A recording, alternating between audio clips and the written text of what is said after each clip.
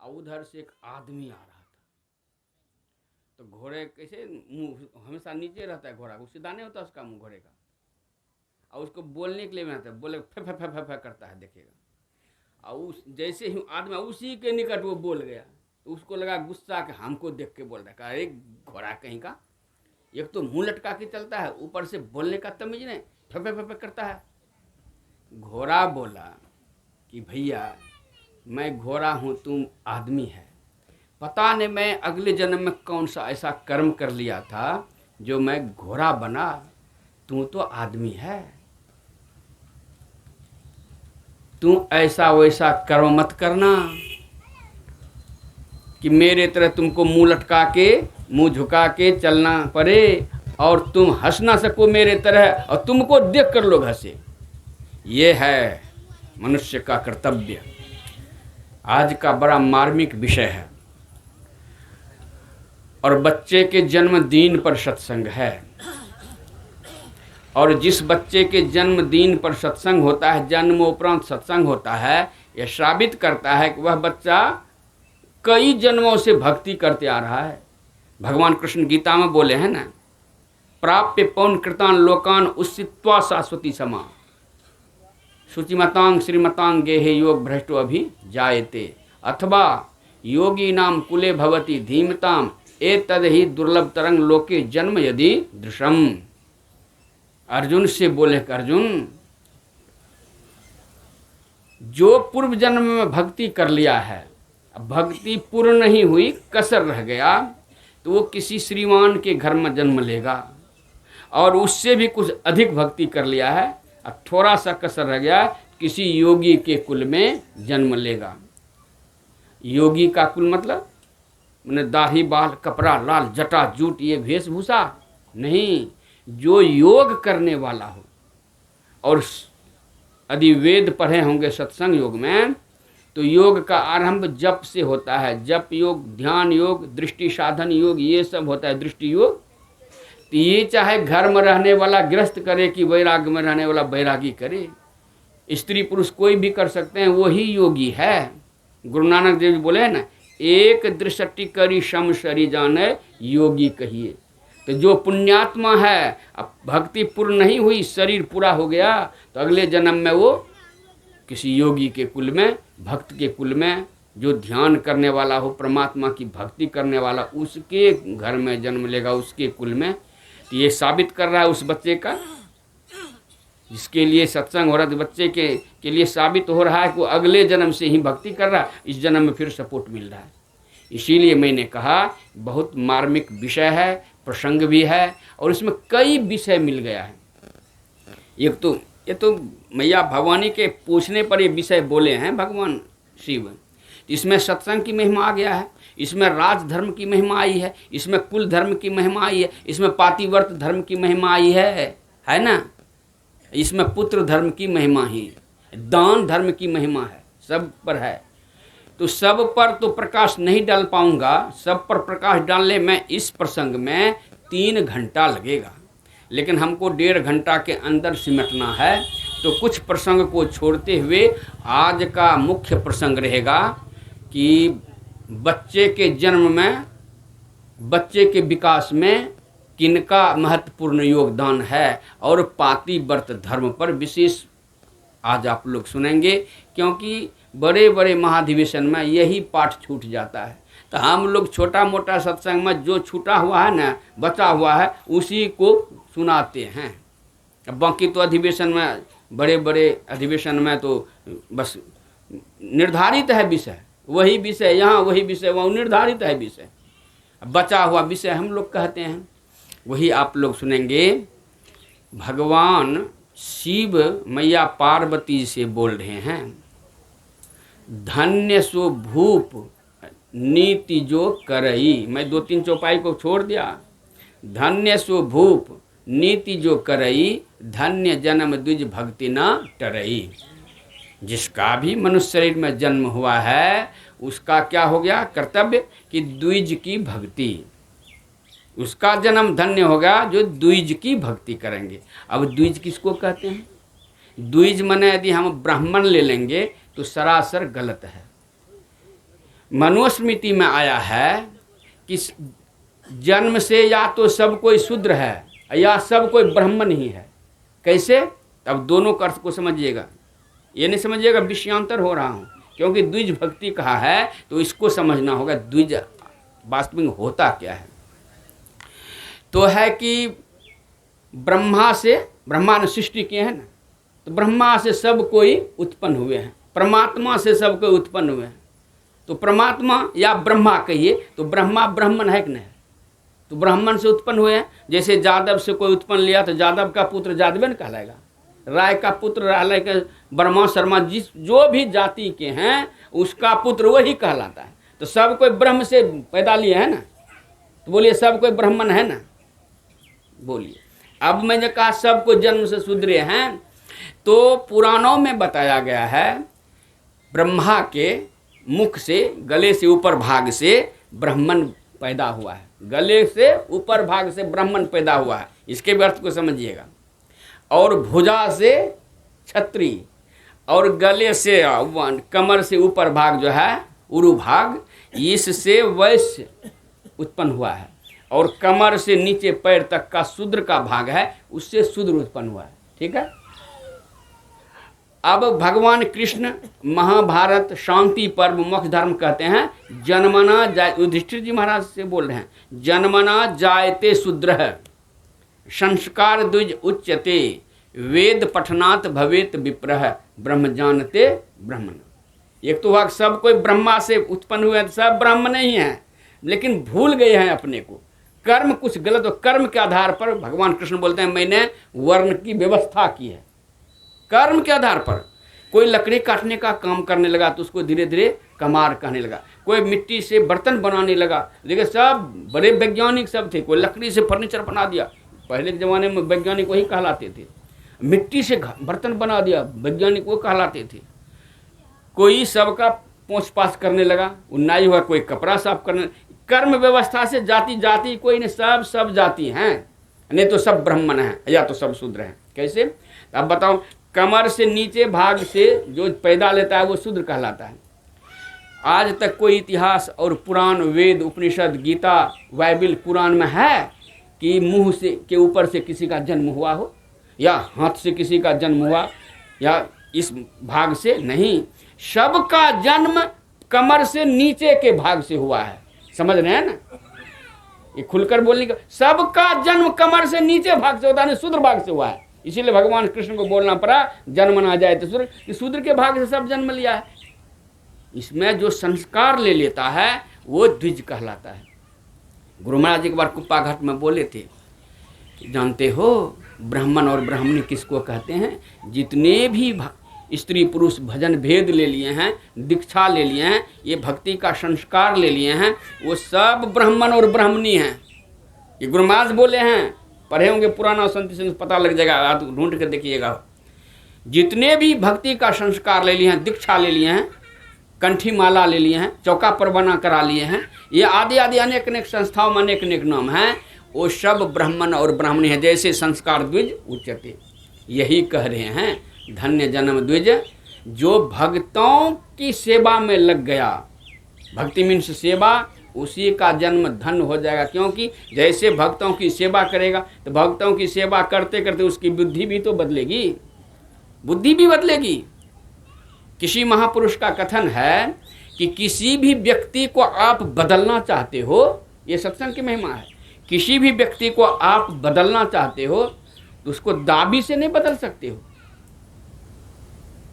भय दिखाकर नहीं बदल सकते हो, सरकार के कानून व्यवस्था से भी नहीं बदल सकते हो, लाठी गोली से भी नहीं बदल सकते हो।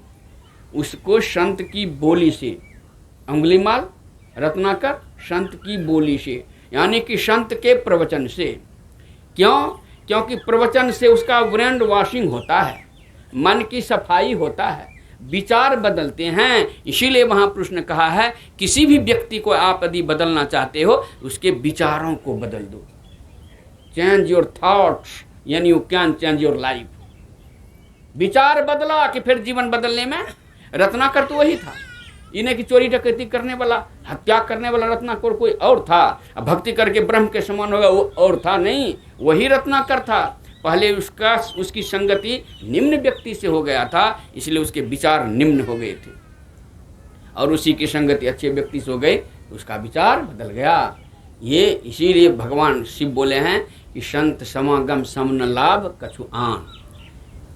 ये है, वही है, कह रहे हैं राजा को कैसा होना चाहिए, जो नीति पूर्वक राज करे। धन्य सो भूप नीति जो करई, ये नीति पूर्वक जो, इसीलिए उसका नाम है राजनीति, नीतियों का राजा।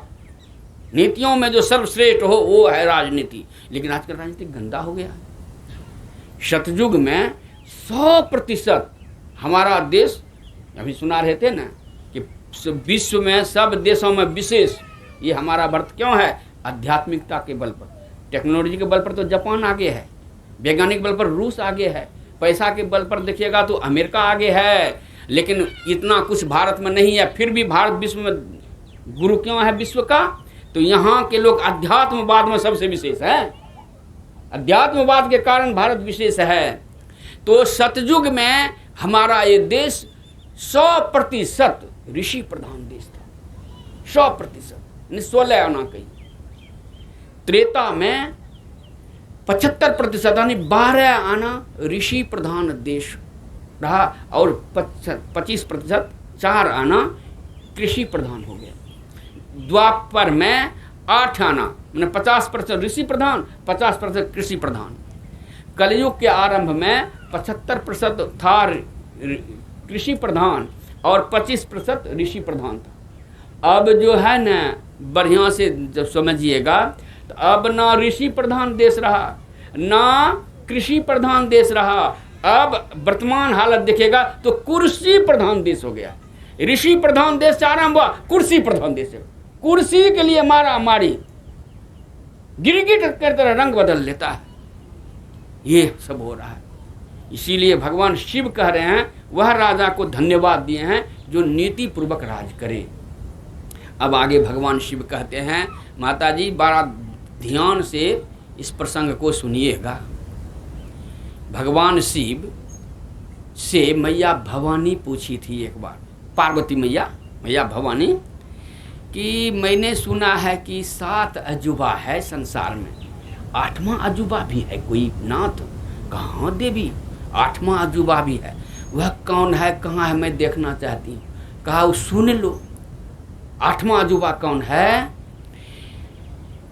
जहाँ 2 माताएं बैठी हो, 2 माताएं केवल, 2 स्त्री, और कुछ ना बोले आपस में, तो समझ लो वो 8वां अजूबा है धरती पर का। यहाँ कितनी माताएं हैं, लेकिन आज यहाँ की माताओं को देख के लगता है मैं बड़ा खुश हूँ, बिल्कुल शांत है, कोई गपशप नहीं कर रहे।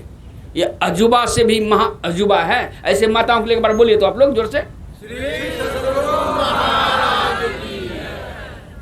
अब देखिए भगवान शिव भी कैसी माता को धन्यवाद दे रहे हैं। पहले तो कहते हैं धन्य सो देश जहां सुर सरी, अधन्य नारी पति व्रत अनुसरी। ये मैं नहीं कह रहा हूं, भगवान शिव आप लोगों को धन्यवाद दे रहे हैं। तो भगवान शिव के धन्यवाद के पात्र भारत के नारी हैं। एक बार स्वामी राम तीर्थ गए थे जापान, गए तो कई बार है लेकिन एक बार का प्रसंग है। तो जा रहे थे, एक कब्र को एक माता ऐसे पंखा झलते हुए नजर आई। ये राम तीर्थ को लगा कि मेरे देश में तो जीवित व्यक्ति की तो खूब सेवा करती हैं, लेकिन ये कब्र की, ये चिता की जो बना देते हैं ना समाधि की सेवा कोई नहीं करती है। ये तो मेरे देश के भी माता से आगे निकल गए पतिव्रत धर्म में, इस माता को प्रणाम करना चाहिए जा करके। वो गई, वो जो उसका कब्र को जो पंखा झल रही थी, कहा माते आपको प्रणाम। अंग्रेजी में प्रसंग उतना नहीं बोलूँगा, थोड़ा थोड़ा होता है मैं बोल भी देता हूँ।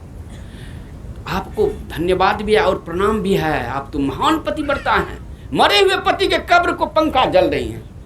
कहा मैं पतिव्रता उत्व्रता नहीं हूँ, माने कोई पति की सेवा कर रही हूँ। तो फिर ये कब्र को क्यों पंखा जले, सेवा नहीं? कहा नहीं, जब ये मरने लगा था तो मुझसे शपथ ले लिया था और मुझसे बोला था कि देखो 2 बच्चे हैं, मैं यदि मर जाऊं तो विवाह दूसरा नहीं करना। मैंने कहा तू मरे कि मैं उधर विवाह, ये 7 जन्म की कसमें केवल भारत में खाती हैं। कहा तू मरे कि मैं इधर विवाह कर लिया। फिर गिड़गिड़ा के कहने लगा कि देवी, जब तक मेरा कब्र गीला रहे तब तक तू नहीं दूसरा विवाह करना। मैं तो इसको कब्र को सुखा रहा हूं, कब कब्र सुधे मैं दूसरा विवाह करूं। ये है भारत की महान नारी की, देखिएगा पातिव्रत धर्म की कितना महिमा है। यही भगवान शिव कह रहे हैं, धन्य नारी पातिव्रत अनुसरी। अच्छा, सती मैया के जीवनी को पढ़िएगा या देखिएगा पुराण में या टेलीविज़न पर भी दिखाया जाता है सती मैया की कहानी फिल्मों के तौर पर। तो सती मैया को एको बार दिखाया है कि किसी तीर्थों में गया, किसी धाम में गया, किसी मंदिर में जाके मूर्ति की पूजा की, अगरबत्ती घुमाया, कौन प्रसाद चढ़ाया, दिया दिखाया है? ये सब कुछ नहीं दिखाया है। केवल पति की सेवा, भक्ति और ध्यान। ये नहीं कि जब ध्यान नहीं करती, जब ध्यान भी करती थी तभी तो दृष्टि में पूर्ण थी, आंख बंद करके जान लेती थी। साधिका भी 1 नंबर की थी और पति की भी सेवा करती थी और कोई तीर्थ व्रत नहीं। इसीलिए तो वही सती मैया सीता जी को कहना, एक ही धर्म एक ही व्रत नेमा, काय वचन मन पति पद प्रेमा। ये है पति परमेश्वर है। पति को यदि आप देवता मानेंगे तो स्वतः आप, डॉक्टर की पत्नी को लोग नहीं हुआ है ना कोई डिग्री तो उसको भी डॉक्टर नहीं करने लगता है। मास्टर कोई हो गया पुरुष और उसकी पत्नी है तो उसको मास्टर नहीं करने लगता है, करने लगता है ना। तो आपके पति यदि देवता हो गए हैं तो स्वतः आप देवियाँ हैं कि नहीं है, आपका तो अहदा बढ़ जाता है। और यदि आप अपने पत्नी को अंगिका भाषा में चौपटा बाबरन झट्टा ये सब बोलते हैं ना, तो बोलिए आप क्या हुए, अपने से अपना प्रतिष्ठा गिरा रहे ना। इसीलिए पति को परमेश्वर देवता पति देव है। यही सती अनुसैया ने दिखा दिया है कि कोई पूजा पाठ नहीं, कोई तीर्थ बैरागन नहीं, कोई मंदिर में जाके अगरबत्ती घुमवा पान प्रसाद चढ़वा वाला भक्ति नहीं। केवल पति की भक्ति में सेवा किए थे। शक्ति उनमें कितना आई, ब्रह्मा विष्णु महेश को बच्चा बना दिया। सब कहानी जानते हैं ना।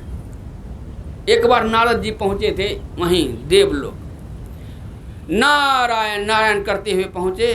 कहा नारद जी, वहां देवांगना बोली, नारद जी आप कहाँ से आ रहे? कहा मैं अभी धरती पर से आ रहा हूँ। कहा धरती पर का हाल कहिए। कहा क्या हाल सुनाओ? धरती पर अभी वर्तमान में एक माता है, उसके पातिव्रत धर्म की चर्चा पूरे विश्व में फैल रहा है, इतनी महिमा है उसकी। कहा उतनी महिमा है, हमारे स्वर्ग की देवियों से भी महिमा बढ़ गया। कहा हाँ माते। कहा वो कैसा है? कहा पतिव्रत धर्म बड़ी पगी हुई है, पति सेवा से के अलावा और कोई कर्म नहीं करती है। उसका नाम है अनुसैया देवी। उसके बराबरी आप नहीं कर सकते हैं तीनों देवियां भी मिलके। अब वो जल भुन गई, उसके सामने दूसरे की बड़ाई करे तो वो ये नहीं पता ईर्ष्या द्वेष केवल यहाँ धरती पर है, इससे कई गुना है स्वर्ग में ईर्ष्या द्वेष। इनमें स्वर्गों स्वल्पंत दुखदायी भगवान राम बोले हैं। स्वर्ग में भी किसी को सुख मिलता है, ऐसी बात मत समझिएगा। वहाँ और ईर्ष्या सापा सापी है। जय विजय को कहाँ में साप मिला था? धरती पर कि वहाँ बैकुंठ में? बैकुंठ में भी क्रोध है, ईर्ष्या द्वेष साप वहाँ भी पड़ता है। ये है। वो तो चले गए। अब ये तीनों लक्ष्मी सरस्वती पार्वती मुंह फुला के कुप्पा। उधर से तीनों देव आए, अपने अपने महल जब गए अपने अपने लोग, तो देखे मुंह फुला के। क्या बात है देवी, क्या बात है देवी? इधर मुंह फुला दे। कहा देवी कुछ तो बोलो। कहा मैं बोल जानना चाहती हूँ क्या धरती पर हम देवियों से भी कोई देवी बढ़कर है? कहा हाँ मैंने भी सुना एक अनुसैया देवी है, बधी पातिव्रत धर्म। कहा उसके पातिव्रत धर्म को नष्ट करो और हमसे उसको नीचा गिराओ। यहाँ नहीं धमकाते हैं मैं क्या चली जाऊंगी, वो धमकाने लगा। कहा अच्छा ठीक है। यही तीनों लोक में हुआ, शिवलोक में शिव जी के साथ, ब्रह्मलोक में ब्रह्मा जी के साथ और बैकुंठ में भगवान विष्णु के साथ। कहा अच्छा। तीनों मिल के वहीं पहुँचते हैं और वो साधु का वेश बना लिए। भिक्षाम देही सती अनुसैया देवी आती हैं और पति उनके कहीं गए थे। तो कहा ऋषिवर क्या चाहते हैं? कहा मैं भिक्षा चाहता। कहा अभी लायका नहीं, शर्त तो सुनिए।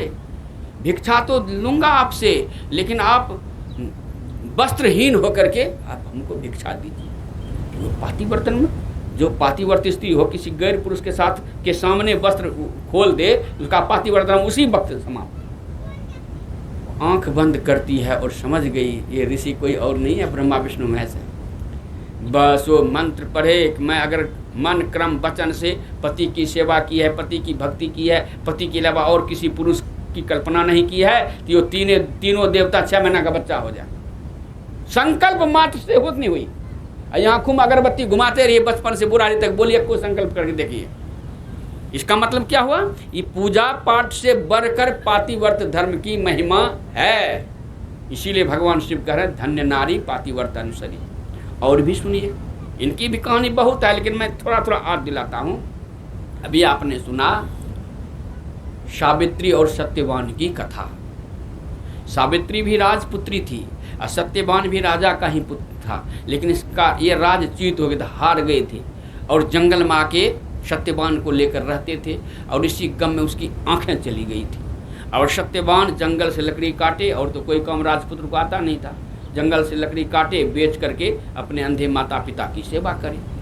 और उधर सावित्री इतनी शालीन थी, रूपवती थी, सुंदर थी, गुणवान थी, उसके जैसा पति उसके पिता को ढूंढने में आया नहीं। तो अंत में कहा, पुत्री तुम्हारे योग्य में पति ढूंढ नहीं पा रहा हूँ, तुम जिसको वरण कर लेगे उसी से शादी हो जाएगा, तुम ढूंढ लो। तो रथ पर सवार हुए, कुछ सेना सिपाही लिए और चले ढूंढने के लिए। और उसी जंगल में पहुंच गए कई दिन महीनों के बाद। और उसके दिनचर्या को देखने लगा। ये भोजन बनाता है, माता पिता को नहवाया, भोजन कराया, सेवा किया, आराम से लेटा दिया, हाथ जोड़ के आज्ञा मांगता कि मैं जाऊँ जंगल लकड़ी काटने के लिए। दोनों माता पिता ने आज्ञा दिया और तब गया है। फिर जंगल से दिन भर उसके पीछे पीछे उसकी दिनचर्या को देखा। आपने सुना होगा किसी भी लड़की को या नारी को या स्त्री को माँ का दिल बहुत पसंद है। अपने पुरुष में, अपने पति में, पति को माँ का दिल होना चाहिए। माँ का दिल माना ये कहानी नहीं है माँ का दिल मांगा तो जाके माँ के कलेजा काट के निकाले, नहीं। माँ का दिल मतलब अपने पति में माँ का दिल देखना चाहती है। माँ इतना ममतावान दयालु होती है कि मेरे पति में भी माँ का दिल हो, ये है अर्थ, माँ का दिल हो। तो इसने देखा कि माता पिता की इतना सेवा करता है, इतना सम्मान है माता पिता के प्रति, यही मेरे पति के योग्य हैं, इसी को मैं वरण करती हूँ। और लौट जाती है अपने राजधानी और पिता से कहती है मैंने तो पति वरण कर लिया है। उसी समय देवर्षि नारद वहाँ पहुँचते हैं और उन्हीं की उपस्थिति में बातचीत हो रही है। तो कहा कहाँ में? तो बताया कैसे ऐसी बात है जंगल में। नारद जी बोली, बेटी जानते हो सत्यवान अल्पायु है। अब राजा भी समझाने लगा, कहा नहीं, मैंने एक बार वरण कर लिया, मन में उसको पति धारण कर लिया, मैं भारत की नारी हूँ, अब मैं दूसरे पुरुष से शादी करूँगी तो सत्यवान से ही शादी। कहा वो तो अल्पायु है, 100 दिन अब शेष आयु बचा है। कहा कोई बात नहीं, मैं उसी से शादी करूँगी। कहते हैं बाल हठ, नारी हठ और राज हठ, तीनों हठ है ना, बहुत ज़बरदस्त है। शादी हो गई। अब वो जाके जंगल में रहने लगी और गिनने लगी, आज 1 दिन, कल 2 दिन। जब 100वां दिन आया तो पति से वो बोलती है सावित्री, पति देव, देखिए भेद नहीं बता रही है क्योंकि इसको मालूम है, उसको मालूम नहीं सत्यवान को। कहा पति देव मेरा भी मन करता है जंगल देखने का आज। देखिए पति से किस हिसाब से काम लेना चाहिए। मेरा भी मन करता है जंगल देखने का। और पति जो थे उनके सत्यवान, कहा देवी विचार तो ठीक है, लेकिन जाओ माता पिता से आज्ञा ले लो। आइए सावित्री का क्या था, शाम को भी सोने से पहले जब सोने के लिए जाए तो प्रणाम करके जाए, सेवा सत्कार करके प्रणाम करके आज्ञा मान कर सोने के लिए जाए, सुबह उठे तो जाके प्रणाम करे, फिर घर का गृह कार्य करे। ये जो असमय में गया, कुछ समय में गया, दोपहर के गया 10-11 के बीच में प्रणाम जो किया तो वो तो था राजा ना, वो समझ गया कि सुबह शाम प्रणाम करती थी, आज अभी आया तो बात कुछ है। कहा बेटी क्या बात है, अभी आई हो? कहा बाबूजी, माताजी, मेरा मन करता है आज मैं अपने पति के साथ जंगल देखने के लिए जाऊं। वो अंधे राजा रानी कहती है पुत्री तू राज भवन को त्याग करके मेरे बेटे के साथ आई हो और जब से आई हो दुखी उठाई हो और आज मांगा भी तो जंगल जाने का आदेश। जा बेटी, मैं दोनों हाथ से आशीर्वाद करती हूँ, जा जंगल देखकर सकुशल लौटाना।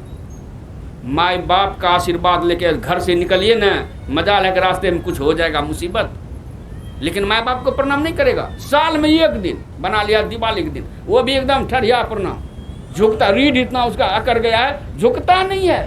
ठौनिया प्रणाम, ठौने पर दुल्हा प्रणाम। दुल्हा प्रणाम जानते हैं?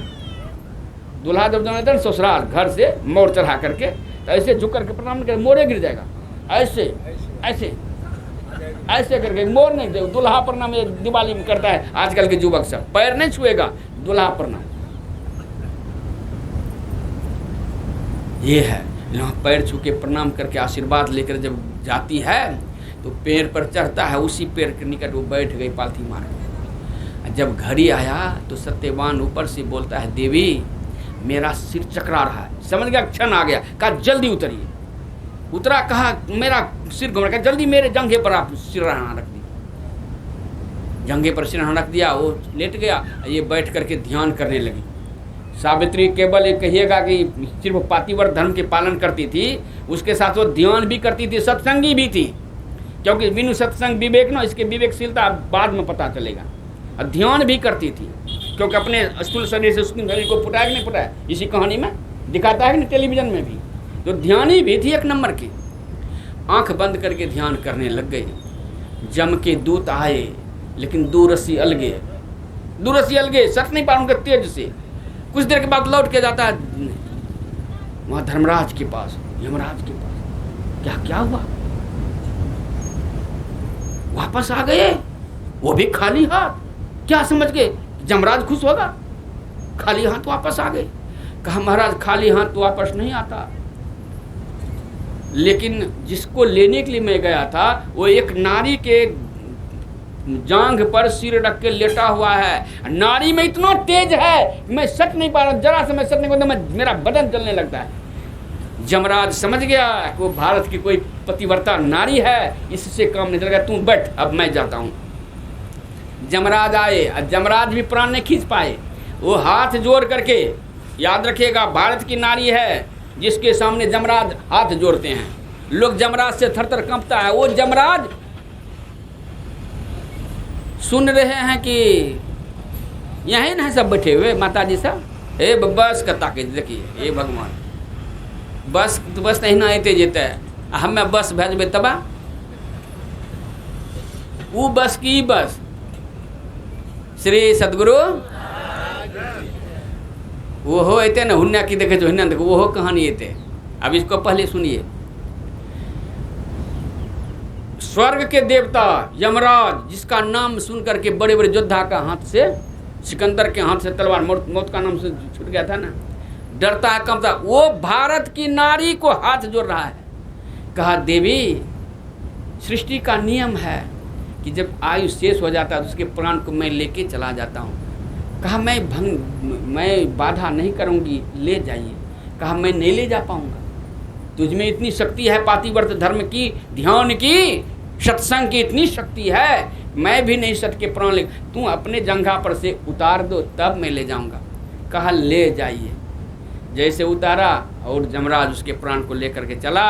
इधर सावित्री आंख बंद करती है और दशम द्वार से होकर के, ये साबित करता है ना जप ध्यान और दृष्टि साधन में भी पूर्ण थी।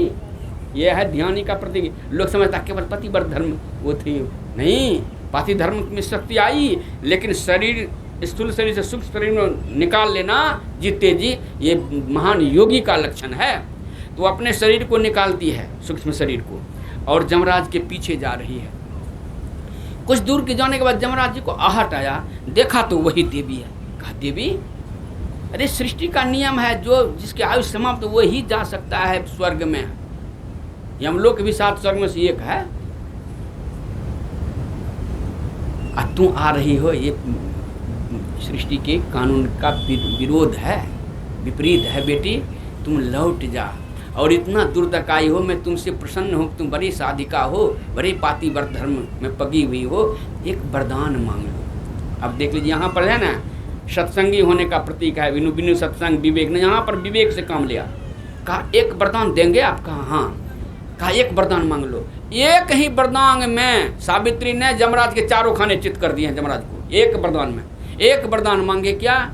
कहा मेरे सास ससुर, अंधे नहीं, अंधे कहता तो चौंक जाता यमराज जी। कहा मेरे सास ससुर अपने पोते को गोद में बिठा करके नित्य सोने के पात्र में खाता हुआ देखे।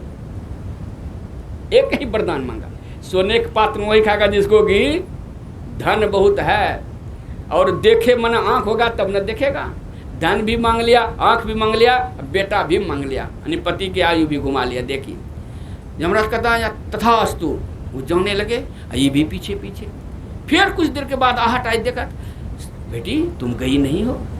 कहा नहीं। कहा चलो एक वरदान और मांग लो, लौट जा, अब बर्दाश्त नहीं होगा, एक वरदान मांग लो। कहा वरदान नहीं मांगूंगी। तो पीछे पीछे कहा रहे, कहा बस आपका वरदान सत्य हो जाए। अब तो जमराज जी चौंक गए कि देवता भी असत्य बोलता है, तू कहती हो आपका वरदान सत्य हो जाए?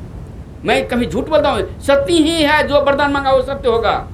कहा प्रभु क्षमा कीजिएगा, कैसे सत्य होगा? मेरे सास ससुर के एक ही पुत्र है, वो मेरा पति है, जिसके प्राण आप लेकर जा रहे हैं, आज तक संपर्क नहीं हुआ है, और कैसे पुत्र भी नहीं हुआ, तो कैसे आपने वरदान दिए हैं? और कैसे मेरे सास ससुर अपने पोते को जांग पर बैठा, गोद में बैठा करके खाता हुआ देखेगा सोने के पात्र में? आपका तो वरदान झूठा हो जाएगा।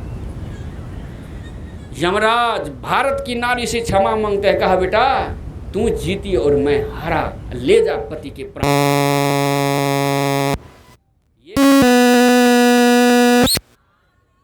ये कह रहे हैं धन्य नारी पतिव्रत अनुसरी। लेकिन गोस्वामी जी भी लिखे हैं, जग या वही सती सावित्री मैया, क्या कहते हैं, अत्रि ऋषि की पत्नी अनुसैया देवी ना सीता जी से बोले हैं ना, जग पतिव्रता 4 विधि है ही, तो थोड़ा सा उनको भी सुन लीजिए। ऐसी भी कुछ पातिव्रत थी। अब ये प्रहसन में मैं कहने जा रहा हूँ, लेकिन है स्त्री प्रसंग, इसको पूरा करूँगा। तो एक नव दंपति की विवाह होकर के घर आया तो कुछ दिन बीता, लेकिन वो खास करके बहुत सी माताएं जेवर की बड़ा शौकीन होती है, तो अपने पति को ये नहीं है वो नहीं है खूब तंग करे। तो उसके पति ने कहा जो जो मांगता देते जाओ, ऐसे में तो मेरा धन बर्बाद हो जाएगा। कहा देखो जो जो मांगती हो मैं देते जाता हूँ। अरे नहीं है कोई काम, तो गांव की देखो कितनी माताएं हैं, कितनी महिलाएं हैं, सत्संग में जाती है, बगले में आश्रम है, सत्संग में जाया करो, कुछ तो समय कटेगा। ये तो इस सोच के जब सत्संग में जाने लगेगी ना तो उसका बुद्धि सुधर जाएगा, सांसारिक ख्याल से परमार्थिक ख्याल वाली हो जाएगी। अच्छा इतना जब कहते हैं तो आपकी बात मानकर हम सत्संग में चली ही जाती। ये गई, ये सांसारिक बुद्धि वाली थी। सब माता लोग बैठी हुई थी, संभ्रांत घर की थी, और अधिकांश माता के हाथ में सोने का कंगन भी था, सोने का कंगन था। ये जो है ना सत्संगी जो है, जो भक्ति है, वो तो बैठ करके सत्संग सुन रहे। ये तो सत्संगी तो थी नहीं, भक्ति तो थी नहीं। ये सब के वस्त्र को देखने लगा, जेवर देखने, कौन कौन जेवर पहन के, ऐसे देखिए माता बहुत आती है, कौन वस्त्र है, कौन जेवर है, कहाँ में खरीदी हो दीदी, कहाँ में खरीदने धाम किन बहने। उसको देखा कि जो भी सत्संग में ये सोने का कंगन हो, ये नियम है कि जो भी सत्संग सोने का कंगन जाते हैं ना, आज मजा से खाएंगे, आएंगे रोज, अब सोने का कंगन आज लेंगे। ये गई तो गाल फुला के बैठी हुई थी, और काम धंधा करके शाम को पति महोदय आए तो देखा पूरा एकदम। कहा सत्संग में नहीं गई थी? कहाँ गई थी? अच्छा नहीं लगा? कहाँ अच्छा भी लगा, अब भी जाओगे? हाँ रोज जाऊंगी, लेकिन जैसे सब माता लोग जाती है, सब पहने जाती है। कैसे जाती? कहा सोने का कंगन पहन के जाती है, अब हमको सोने का कंगन ला दो। अब तो पड़ गई फेर में कि सुधरने के लिए भेजा था, किसी तरह से कर्जा ब्याम लेकर के सोने का कंगन ला के दिया। अब ये गई तो ये अपना जेवर दिखलावे, हाथ उठ चमकावे, लेकिन सबके पास पहले से इसका कौन देखेगा। इसको मज़ा नहीं आया कि कोई बड़ाई नहीं, के बड़ाई की भी भूखी होती है माता लोग, इसको अन्यथा मत लीजिएगा। उसका कोई जो बड़ाई, उसको मन नहीं लगा। गांव में आया, गांव में इधर उधर टहलने लगा, ऐसे ऐसे घूम चले कि कोई देखे कोई देखे, कोई नहीं देखा। आप लगा क्या करूं, जब तक कोई बड़ाई न कर दे बहुत अच्छा है, तब तक अब हमको चैन नहीं। अब क्या करूं, क्या? उसका एक उपाय सूझा, कैसे? तो कोई देखेगा, कोई नहीं भी देखता, ध्यान नहीं है, क्यों ना मैं इस घर में आग लगा दूं, आगा चलने, कोई तो हमारे हाथ को देखेगा, बड़ाई करेगा। घर में लगा दिया आग। अब सब दौरा, बाल्टी डक्ची जो भी बर्तन था, पानी भर भर का आग बुझाने लगा। ये आग बुझाने में इसको कोई देखे नहीं। अब उसको क्या हो बाबू, हुन्ने की देखे जो है हिन्नन देखो ऐसे हाथ मचा रहे, तो सब दोगे उधर आग है सर। अब इसको कोई नहीं देखे, फिर कहो बाबू हुन्ना की देखो, हिन्ना ना देखो, ऐसे हाथ मचा नहीं, सब उधर दोगे। एक बूढ़ा बाबा जो था ना, बड़ा साइकोलॉजिकल था, मनोवैज्ञानिक था, वो बूढ़ा था, वो तो सक नहीं सकता बताने में। वो समझ गया कि इसके हाथों में कोई कारण है। कहा बेटी इधर आओ। गया, कहा बेटी इस सोना कंगन कितना सुंदर है, कब लिया है, कौन ला के दिया है, कितने का है? वो क्या बोलती है कि बाबू यह बात जो पहले कहती हो तो घर में आग लगने की नौबत नहीं थी। ऐसी पतिव्रता नहीं बनना है। एक और पतिव्रता की मैं कहानी सुनाऊं। एक और पतिव्रता विवाह करके आई थी और पति की खूब सेवा करती थी। पहले पति को बना करके खिला देती थी, पति चला जाता था वहाँ हल जोतने के लिए, ये बाद में खाना बना के खाती थी, पहले सिर्फ पति के लिए। एक आध महीना के बाद उसके मित्र आया उससे भेंट करने के लिए। कहा मित्र ये पिचक गया है, मैंने तो सुना है शादी के बाद पत्नियां जो है ना अपने पति को इतना ज़्यादा खिलाती है, और लीजिए, खाने का 2 रोटी तो खिलाती है 5 रोटी, और 2-3 महीना में मोटा सोटा देती है, और या आप तो पतला गए हैं, सुटक गए हैं, इसका मतलब पत्नी नहीं मानती है? कहा हाँ मित्र खूब मानती है। कहा कैसे? कहा भोरे उठ करके खाना बनाती है, पहले हमको खिला देती है, और जब मैं चला तो तब वो अपने लिए खाना बनाती है। कहा मित्र इसी जगह है दाल में कुछ काला। कहा ऐसा करो, ये आज जो है ना आपका हल मैं जोतता हूँ, आप घर में जाके देखो जो अपने लिए खाना बनाती है वो क्या बनाती है और तुमको क्या बना के देता है रोज। इसको रोज चटनी रोटी, दाल रोटी, सब्जी रोटी यही दे, और उधर अपने बाद में बढ़िया बाद में आइए तो बैठ जाइए बस। सत्संग के नियमावली जो नहीं छपता है बड़ा दुख लगता है, और सब छपता भी होगा तो लोग पढ़ता नहीं है। प्रवचन स्तुति शुरू हो जाए तो कोई बीच में नहीं आना चाहिए। कहाँ थे? हाँ, तो जब लौटने लगा घर की तरफ, कहा रुको ऐसे नहीं चला जाना सीधे सीधे घर। कहा तो कहा ऐसे घूम करके पछवाड़ में टाट को फाड़ करके देखना कि हो क्या रहा है, सामने घर में घुसेगा तो गड़बड़ हो जाएगा, तब नहीं जान पाओगे। कहा ठीक कहती हो। वो चला गया दूसरे हिस्सा से आके पछवाड़ में खड़ा हो गया, टाट के बगल में ऐसे फाड़ करके, तब टाट का घर होता था अधिकांश गांव में। वो देखता क्या है कि वो उसको तो चटनी रोटी उस दिन खिलाया था, खूब ताज़ा गरम वो खून खा के निकला था। ये क्या कहा है तो चावल बना रही है, देख रहा है, दाल बनाया, सब्जी कई प्रकार का, पापड़ छौंक लिया, सब कुछ परोस के रख लिया, घी भी रख लिया, 1 लोटा पानी भी रख लिया। और अब ये तो पातिव्रत धर्म का नियम न, भेड़ पति को खिलाए कैसे खाएगी बढ़िया चीज़, उसको तो रोटी चटनी बना के खिला के भेजी थी। अब ये बढ़िया तो एक मंत्र बनाया था, उत्तम पकवान आनंदा, न घर सास न नंदा, रुचि रुचि पाक बनाऊं, गपकाऊं कि ना गपकाऊं। पति को कह के आपने कहा अच्छा गपकाओ, मैंने खाओ। जैसे हम लोग क्या करते हैं मंदिर में जाकर चढ़ा देते हैं, अगरबत्ती जला देते हैं, पंडार दे के उठा के बस प्रणाम करके अपने खाते हैं, देवता नहीं खाता है। यही पति संज्ञा भी ले लिया, उसका पतिव्रत धर्म भी रह गया, अब बढ़िया अपने खा लिया, पति को सुंघा दिया। ये देख लिया का यही कारण ये मोटाती जाती है, अपने मोटिया रहा है, हमको सुठिया रहा है। वो क्या कि उसके पीछे था खैर का एक गाछ, खैर जानते हैं खैर का लकड़ी, और इतना बड़ा डंटा तोड़ा, और वो तब आंगन में घुसा, 2 कोर तो खाया था, जैसे देखा गया तो क्या था ना आ रह गया। अब कुछ बोला नहीं जा, खाया भी नहीं जा, कहा नहीं पहले मुंह में ले लो। कहा बोलिए न पहले आप किस ले आए हैं? कहा देखो मैंने एक मंत्र सीखा है, सहारने के लिए आया हूँ। कहा सहार लीजिए ना। कहा पहले तू खा लो नहीं तो गड़बड़ हो जाएगा। कहा नहीं पहले सहारिए। देवी जब तुम कहती हो तो मैं सहारिए लेता हूँ। ये क्या कहता है ऐसे डंटा को सहलाते हुए, सुन रे खैर के मूसर, ना घर बाप ना दूसर। इसका क्या था ये इसका उसका क्या था, उत्तम पकवान आनंदा, ना घर सास ना नंदा, ने सास ने ननद कोई ने घर में, रुचि रुचि पाक मन बढ़िया भोजन बनाऊँ आ गपकाऊँ, इसका ही मंत्र था। वो कह रहा सुन रे खैर के मूसर मन डंटा, सुन रे खैर के मूसर, ना घर बाप ना दूसर, मैं अकेले हूँ दोनों पति पत्नी, सुन रे खैर के मूसर, ना घर बाप ना दूसर, नित सुखी रोटी खाऊं, छपकाऊं कि ना छपकाऊं। और अपने से कहता हाँ छपकाओ। लगे जब दोनों लगे दुहट्ठा, तब हाय रे बाप हाय गे मैं करते हुए आखिर में उसके पाँव को पकड़ा, कहा अब मेरे गलती को क्षमा कीजिएगा, वैसा नहीं करेंगे। ऐसे पतिव्रता जग पतिव्रता 4 विधि है ही, ऐसा नहीं बनना है। पातिव्रत का धर्म का पालन करना, उसका नियम, उसका पहचान भी है। दयानंद सरस्वती के एक शिष्य हैं राघवानंद सरस्वती, वो पातिव्रत धर्म की पहचान दिए हैं। जहाँ पतिव्रता नार रहेगी वहाँ प्रेम की धार बहेगी। ये देख लीजिए, पहचान आप लोग कर लीजिएगा। जहाँ पतिव्रता नार रहेगी वहाँ प्रेम की धार बहेगी, वह घर स्वर्ग समान बने। और आगे क्या पहचान करते हैं? घर अंगना और बर्तन सारे, कपड़े घर में साफ मिले। लड़के लड़की प्रातः उठकर करते प्रभु का, न घर के बच्चे करते प्रभु का जाप मिले। जिस घर के बच्चे भोरे उठ करके राम राम कृष्ण कृष्ण, जो जिसके कुल का परंपरा है, वो अगर जप कर रहा है, नाम ले रहा है, तो समझ लीजिए उसके बड़े बुजुर्ग भी रोज सुबह शाम भगवान का नाम लेते हैं। आज जिस घर के बड़े बुजुर्ग गाली गुलूज करते हैं एक दूसरे से, माँ बाप से, पति पत्नी में, भाई भाई में, तो बच्चा भी वही सीख सीख करके, याद रखिएगा, बच्चे का रोल मॉडल और कोई नहीं होता है, उसके पेरेंट होते हैं, माता पिता होता है, उसी को देख करके बच्चा सीख लेता है। तो यहाँ क्या कर रहे हैं? लड़के लड़की प्रातः उठकर करते प्रभु का जाप मिले।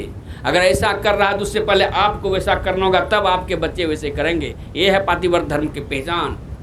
लड़के लड़की प्रातः उठकर करते प्रभु का जाप मिले, आपस में मिल रहना जाने। सास ससुर से, गोतनी से, देवर जेठानी में सब में मेल हो, ननद के भौजाई में मेल हो, आपस में मिल रहना जाने, सभी बड़ों का कहना माने, तब शुभकारी संतान बने, वह घर स्वर्ग समान बने। और भी है, ऐसी नारी पति को प्यारी, ना श्रृंगार बनाती हो, वस्त्र स्वदेशी धारण करके जीवन सरल बिताती हो, करती नहीं किसी से दंगा, शीश ढकारे ना रहे नंगा। यह सारी पहचान। ये क्या कर रहे हैं? करती नहीं किसी से दंगा, शीश ढकारे, शीश मना जहाँ से सिंदूर आरंभ होता है, सुहागनी का सिंदूर नहीं देखना चाहिए, वहाँ तक रहना चाहिए। सिर पर सारी सुहागनी स्त्री का सिंदूर नहीं दिखना चाहिए, उसको कहते हैं शीश ढकारे। ये घोग को नहीं कहा शीश, घोग तोड़ के चलेगा गड्ढे में कहीं गिर जाइएगा, नहीं। शीश ढका रहे ना रहे नंगा, यह सारी पहचान बने। सास ससुर पति की सेवा में रहती आज्ञाकारी, जो मीठी बानी नंद जठानी लगती सबको प्यारी, जो कभी किसी से लड़ती ना हो, बिना बात झगड़, बेवजह किसी से झगड़ा, बिना बात झगड़ते, तब हृदय में सम्मान बढ़े, वह घर स्वर्ग समान बने। ये पातिव्रत धर्म की थोड़ा सा मैंने महिमा कहा, ये पातिव्रत धर्म की महिमा है। अब भगवान भोलेनाथ कहते हैं, सो धन धन्य प्रथम गति। धन तो सबको जमा करते हैं, लेकिन वो धन से जो धर्म कर लिया, चाणक्य कहते हैं ना, विद्या ददाति विनयं विनयाध्याति पात्रताम, अपात्रत्वाद धनवापनोति, धनादः धर्म ततः सुखम। यदि धन से सुख लेना चाहते हैं तो धन को धर्म में लगाइए। धर्म लगाए मतलब हरिश्चंद्र की तरह सब दे दीजिए दान में, नहीं, शक्ति के अनुसार कुछ न कुछ दान कीजिए। ये प्रथम गति है, धन की प्रथम गति है। ये कह रहे हैं, सो धन धन्य प्रथम गति, दानं भोगं नाशस्त्रियो गतियो भवन्ति वित्तस्य, यो न ददाति, मन दान करना, यो न ददाति नो भोक्तव्यम तस्य तृतीया गतिर्भवन्ति। ना दान किया, ना अपने काम में लाया, अब मर गए तो परिवार के लोग लेंगे, और उससे पड़ोस लोग बेटी जमाए, कोई न कोई आपके धन को लेकर के समाप्त कर देगा। इसीलिए कहते हैं, सो धन धन्य प्रथम गति जाकी। ये कह रहे हैं भगवान भोलेनाथ। भगवान भोलेनाथ से एक बार मैया पर, स्कंद पुराण की चर्चा मैं कर रहा हूँ, स्कंद पुराण में आई है चर्चा कि मैया पार्वती जी बोली कि हे प्रभु, ये भगवान भी पक्षपात करते हैं क्या? कहा नहीं तो। कहा कैसे नहीं? किसी को अमीर बनाए हैं तो इतना अमीर बना दिया है, वो खाते खाते मर रहा है, खाया नहीं जा रहा है, खाने खा ओरा नहीं रहा है, बीमारी लग रहा है खाते खाते। और किसी को इतना दरिद्र बना दिया है कि खाने को नहीं मिल रहा है, लाले पड़ रहे हैं खाने के। ये भगवान पक्षपात जरूर करते नहीं देवी, भगवान पक्षपात नहीं करते हैं, ये सब पूर्व जन्म किए हुए कर्मों का फल है। कहा ऐसा कौन सा कर्म किया है कि कोई अमीर हो गया, कोई दरिद्र हो गया? तब भगवान बोले, स्कंद पुराण को पढ़िएगा, दान प्रकरण एक अध्याय है, उसमें भगवान शिव बोले हैं, जो दान नहीं करता है, अदत्त दानात भवे दरिद्री। अदत्त ओम नहीं दत्त मन देना, जो दान नहीं करता, अदत्त दानात भवे दरिद्री। दरिद्री भवात करोति पापम, पाप प्रभाव नरकं प्रयाति, पुनर्दरिद्री पुनरेव पापी। हे देवी, जो दान नहीं करता है वो अगले जन्म में दरिद्र होता है। इस भय से नहीं कि सब दे ही देना चाहिए, नहीं। वेद कह रहा है कि 16वां अंश, थोड़ा सा मन अंश निकाल करके दान करना चाहिए।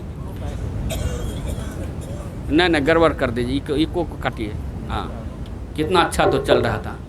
श्री सदगुरु क्या कर रहे हैं भगवान शिव, कि जो दान नहीं करता अगले जन्म में दरिद्र होता है, और दरिद्र होकर के पाप करता है, और पाप के प्रभाव से नरक में जाता है, और नरक से निकलकर फिर 84 लाख योनि में जाकर फिर मनुष्य की पारी जब आती है फिर दरिद्र होता है। ये तांता लगा रहता है। कहा इससे उबरने का है दिया मान ही नापैती भुआ है। दिया मान में देने वाला जो गुण जिसमें है, दान करने की प्रवृत्ति है, दिया मान ही नापैती भुआ एवा भी वर्धते कोपुतिष्य मानो ही भवेद शुद्धो बहुत का। हे देवी, जो दान करता है उसका धन इसी प्रकार से बढ़ता है और पवित्र होता है, जिस प्रकार से कुएं का जल, कुएं का पानी खींचते रहने से पवित्र भी रहती है और बढ़ती भी जाती है। ऐसा नहीं कि जिस कुएं का पानी अधिक खींचता है, अब तो कुएं का जमाना कम गया। पहले क्या कहता है, फलना बाबू के द्वार पर कुआं थे, वही कुआं से पानी लगवा बहुत चले थे। ये जकरा कुआं पर कम लोग जा रहे हैं तो ओकरा कुआं पानी नहीं पी देते, कपड़ा लता माल जाल को पिलाने में। तो जो जितना पानी खींचता है कुएं से, कुआं का पानी पवित्र भी होती है और बढ़ती भी जाती है। उसी प्रकार से दान देने से धन पवित्र भी होता है और बढ़ते भी जाता है। संत कबीर साहब बोले हैं ना, ज्यों जल बाढ़े नाव में और घर में बाढ़े दाम, दोनों हाथ उलीचिए यही सियानो काम। ये है, यही भगवान शिव कर रहे हैं। सो धन धन्य प्रथम गति जाकी और मति सोई पाकी, जिसकी बुद्धि धर्म में लग करके पगी हुई है। अब भगवान शिव कह रहे हैं धन्य घड़ी, माने वह समय धन्य है जो समय हम आपका सत्संग में लग करके, इस समय तो सबका कट रहा है। एक आदमी को मैं आज से 10 साल पहले मासिक सत्संग में जा रहा था अपने गांव में, तो जब जा रहा था साइकिल पर, तो मेरे दरवाजे से बगले में 4-5 आदमी ताश खेल रहा था, उसमें से एक सत्संगी भी था। उसको कहा चलिए ना, सत्संग का टाइम है, मासिक सत्संग में चलिए ना। हाँ समय नहीं है, हमारा काम से करते हैं। तो मैंने कहा काम करते हैं छान, तो ताश के न खेले छो, कुछ समय काटी रही छी। अब देखिए, ताश खेलने का समय है, गपशप करने का समय है, खैनी लटाने का समय है, लेकिन सत्संग करने का समय, जहाँ जीवन का निर्माण होगा उसके लिए व्यक्ति के पास समय नहीं है। ये सत्संग जानते हैं क्या है? भगवान का निज अंग है। इसमें सत्संग में समय देना भगवान के लिए समय देना हुआ। भगवान के लिए समय नहीं निकालते हैं। ये जब भगवान कह दे कि तुम्हारे लिए अब समय मेरे पास नहीं है, तब क्या होगा? तब राम नाम। हाँ, यही कहना धन्य घड़ी सोई जब सत्संग। घड़ी पर बात है, कौन बाबू साहब एक घड़ी पहन के आए थे, किनके हाथ में घड़ी है? किनके हाथ में घड़ी है? घड़ी हाँ वाला हाथ दिखाइए ना। हाँ देख लीजिए, उनके हाथ में घड़ी बंधी हुई है। लगता है कि हमने घड़ी बांध रखे हैं, लेकिन नहीं, घड़ी ने हमारी कलाई को बांध रखा है। घड़ी मीन्स समय, समय मैंने काल, और काल मैंने जमराज, इसको समझ लीजिएगा। वही सुभाषित करते हैं, घड़ी घड़ी चलती घड़ी, और कहती यही विनीत, मूर्ख तेरे जन्म की एक घड़ी गई बीत। इसलिए हमारी घड़ी बुरे काम में नहीं बीतना चाहिए, बुरे काम में हमारा समय बर्बाद नहीं होना चाहिए। ये है मूर्ख तेरे जन्म की एक घड़ी गई बीत। हर घड़ी पे हर घड़ी, जितनी घड़ी अब ना रही, मैंने समय, हर घड़ी पर हर घड़ी, जितनी घड़ी अब ना रही, हर घड़ी से हर घड़ी हाथों से निकली जा रही। जो घड़ी हाथों में बंधी वह न रहने पाएगी, और जो घड़ी हाथों से निकली, न समय जो हाथों से निकल गया, जो घड़ी हाथों से निकली वह वापिस आएगी। जब घड़ी तेरी घड़ी असली घड़ी पर आएगी, कितना भी तू ताकत लगा ले, वह न रुकने पाएगी। ये है, जब घड़ी तेरे असली घड़ी, मतलब जब घड़ी के साथ एक और शब्द जुड़ जाता है, घड़ी घंट, वो है असली घड़ी। जब घड़ी के साथ घंट जुड़ जाता है, नहीं कहता घड़ी घंट बाजी गले। जब घड़ी तेरी घड़ी असली घड़ी पर आएगी, इसलिए असली घड़ी आने से पहले अपने घड़ी को संभाल लीजिए, यानी समय को बर्बाद नहीं कीजिए। वह कौन सा समय होगा? भगवान शिव कहते हैं वह जिसका समय सत्संग में बैठ करके बीत जाता है। गुरु महाराज का दिन बीतत जाबे, आयु खुटाबे, ताश खेलने में, नाच गाना में, वीडियो देखने में, मूवी देखने में, मोबाइल पर गपशप करने में समय बीत रहा है। दिन बीतत जाबे, आयु खुटाबे, भजो भजो गुरु, यही एक उपाय है। वही भगवान शिव कह रहे हैं, धन्य घड़ी सोई जब सत्संगा, धन्य जन्म द्विज भक्ति अभंगा। अब यहाँ क्या कहते हैं, सो कुल। अब देख ले, बच्चे के जन्मदिन पर सत्संग फिर से शुरू की है, जहाँ से वहीं मेरा नियम होता है वहीं से आरंभ अंत भी करूँ। जो पॉइंट लेकर के शुरू किया था वही पॉइंट पर आ रहा हूँ। अब मेरे प्रवचन का अंतिम होने जा रहा है, क्योंकि 5 बजे तक में आरती होगी। यहाँ भगवान शिव करें, सो कुल धन्य उमा सुनु, जगत पूज्य सुपुनीत, श्री रघुवीर परायण जेहि नर उपज विनीत। उस कुल को धन्यवाद नहीं देते हैं जिस कुल में अधिक इंजीनियर हैं, उस कुल को धन्यवाद नहीं जिस कुल में अधिक डॉक्टर हैं, उस कुल को भी धन्यवाद नहीं जिस कुल में अधिक मास्टर प्रोफेसर हैं, उस कुल को भी धन्यवाद नहीं जिस कुल में अधिक नेता हैं, राजनेता सब हैं। किस कुल को धन्यवाद दे रहे हैं? जिनकी पूजा धरती पर लगभग सब कोई करते हैं किसी न किसी रूप में। वो भगवान शिव कह रहे हैं, वह कुल धन्य है जिस कुल में एक भी भगवान का भक्त उत्पन्न हो गया। यह पितृपक्ष चल रहा है। गरुड़ पुराण में मंत्र है, मोदयंती पुत्रो नृत्यंती च पितामह। ये पितृपक्ष जानते हैं? पितृपक्ष आश्विन के पहला पक्ष जो होता है ना, भादव की पूर्णिमा के बाद आश्विन का मेरे साथ पितृपक्ष कहलाता है। इसमें पितरों के लिए ही काम किया जाता है। और पितृपक्ष का एक और है, पितर के पक्ष में काम करना, पितर के पक्ष में चले जाना। और याद रहे हम लोगों का पितर कौन है? तो भगवान कृष्ण गीता में बोले हैं, नागानाम अनंतो अस्मि वर्णो याद साम हम, पितृनाम अर्यमाच अस्मि अमह संयम ताम हम। पितरों में सबसे बड़ा पितर मैं हूँ। तो पितर हुआ परमात्मा, तो पितृपक्ष यानी परमात्मा के पक्ष में, परमात्मा के समर्थन में, परमात्मा जिधर है उधर हमारी गति हो, वो गमन हो। ये है पितृपक्ष का लाभ। यहाँ क्या कह रहे हैं, कहां पर थे? मोदयंती पितरो, किसको देख करके खुश होता है? यही भगवान शिव का सो कुल धन्य उमा सुनु, मोदयंती पितरो नृत्यंती च पितामह, मद वंश वैष्णवो या तो स्वनिस्तरति संसारे। अब जो इस संसार में मैं बधा हुआ हूं, यहां से मर के चला गया है स्वर्गलोक में, और स्वर्गलोक में संसारे में है।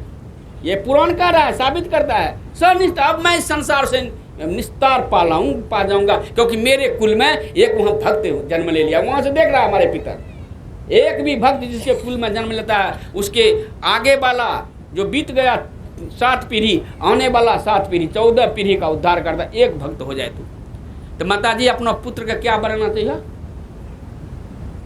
सुमित्रा की कहना चाहिए, पुत्रवती। लक्ष्मण की माता का नाम है ना सुमित्रा। वो लखनलाल जी का पुत्रवती जुमती जग सोई, रघुपति भगत जासु सुत होई। वो समझिए पुत्रवती है, जिसका पुत्र भगवान का भक्त बना है, भक्ति कर रहा है। इसी पुत्र को, ऐसे संतान को भगवान शिव धन्यवाद दे रहे हैं और कुल को धन्यवाद दे रहे हैं। सो कुल धन्य उमा सुनु, जगत पुत्र जगत पूज्य सुपुनीत, श्री रघुवीर परायण जेहि नर उपज विनीत। ऐसा भक्त कहाँ में बनेगा? है कोई फैक्ट्री? ऐसा पुत्र बनाने की फैक्ट्री वो माता है, खुद माता हैं। स्वामी विवेकानंद के भाषण से, चौथे दिन के भाषण के बाद एक माता मिलने आई, एक अमेरिकन महिला, और कहा, स्वामी जी इतना अच्छा स्पीच आप देते हैं, इतना आपका दिव्य ज्ञान कहाँ आया? वह कौन से विद्यालय में आप पढ़े हैं जो ऐसा संस्कार मिला है? स्वामी विवेकानंद की आंखों में आंसू आ गया। कहा, माते वह विद्यालय तो है नहीं, ढह गया, टूट गया, फूट गया। अमेरिकन महिला बोली, फिर भी मैं नाम कम से कम सुनना चाहती हूँ, कौन सा विश्वविद्यालय था, कौन सा विद्यालय, किस जगह था?